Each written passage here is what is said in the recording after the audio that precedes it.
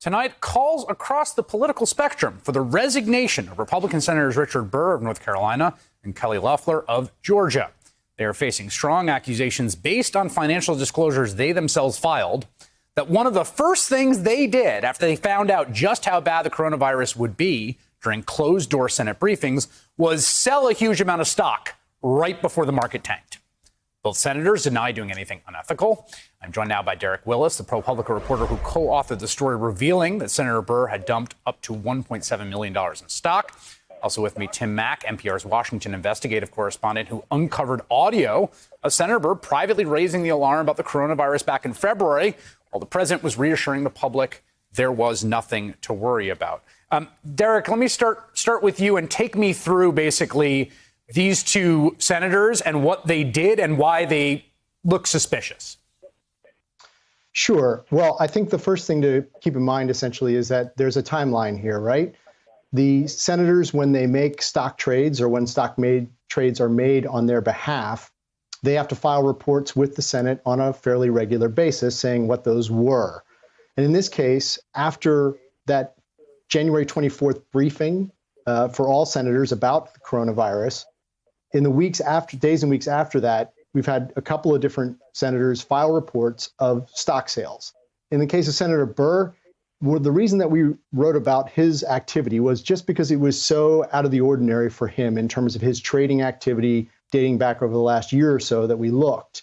And so with Senator Loeffler, we don't have a lot of history in that she's a new senator. And so all we have to go on is the reports that were filed, and hers were filed, again, in the days and weeks after that initial briefing. Senator Burr, as the chairman of the Intelligence Committee, also obviously has access to classified briefings about all sorts of security threats to the nation. The two details that stick out to me are that Burr basically essentially sells a huge amount of stock, which he hasn't done in previously, right? Like sort of gets out of the market and doesn't buy a lot of stuff. Loeffler sells a lot of stuff that would later tank and also purchases a big chunk of stock in Citrix, which runs like telemeeting software, which just seems like amazing luck to just buy it at that time.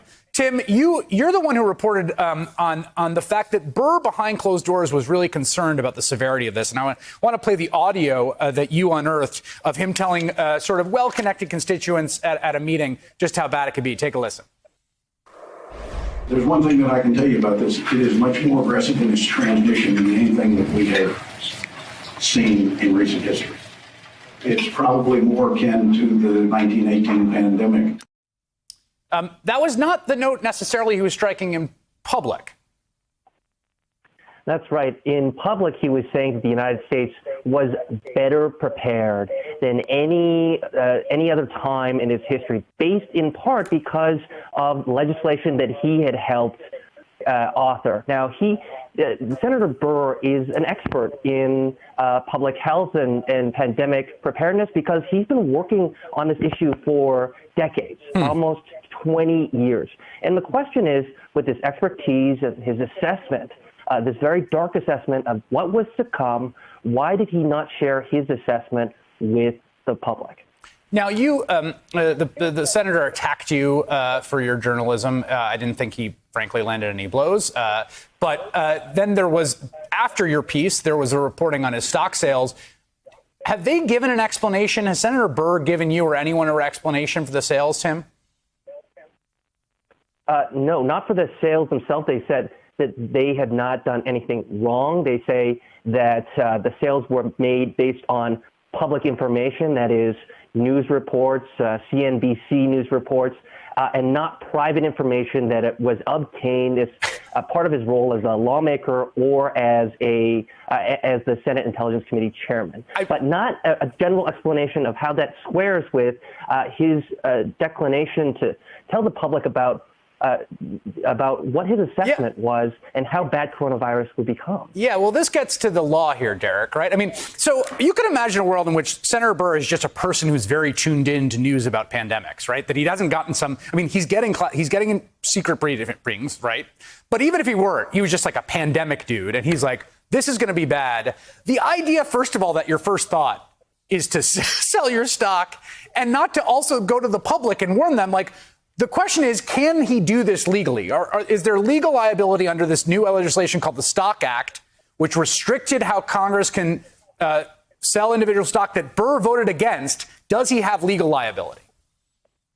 So the question really is it depends, right? And it depends on the context. And obviously in this situation, with what Tim's reporting has uncovered, like that supplies some additional context here.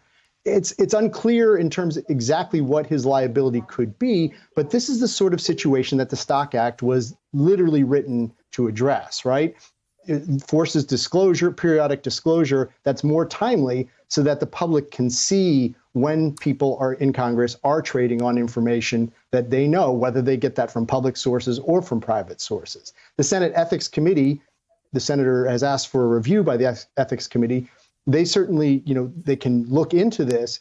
I think it'll really be up to, sort of the senator to provide the information that he was aware of, and then the Ethics Committee will, make a determination on what actually the responsibility is on his part. I should note there's a few other senators who sold stock in this period. Dianne Feinstein, who's a Democrat, Ron Johnson of Wisconsin, Sonny Perdue, it looks like, in Georgia, all of whom I should just note, I think are in a different category and have been somewhat persuaded or not quite as suspicious as this, which is why we kind of kept them out of this reporting until we sort of get a further, fuller picture. But the politics here are terrible, Tim, for Senator Burr. Tom Tillis from North Carolina, Senator Burr owes North Carolinians an explanation, which is really quite a thing to say about your fellow senator.